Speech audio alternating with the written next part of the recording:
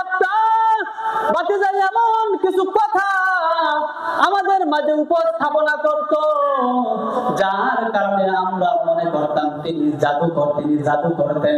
কিন্তু না না বাতিজা, এমন কিছু কথা আমাদেরকে আজকে শুনাইয়া দিছে, আল্লাহর কালাম থেকে এমন কিছু কথা শুনাইয়া দিছে যেইগুলো শোনার পর আমার মন বলে এইগুলো সত্য কথা, আল্লাহর কালামের কথা। বলেন না সুবহানাল্লাহ।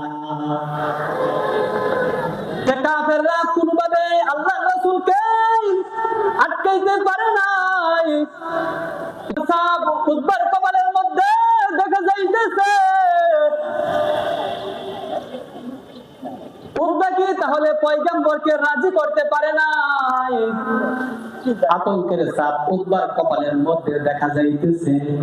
এবারে পর্যায়ে উদ্বা আবু জাহেল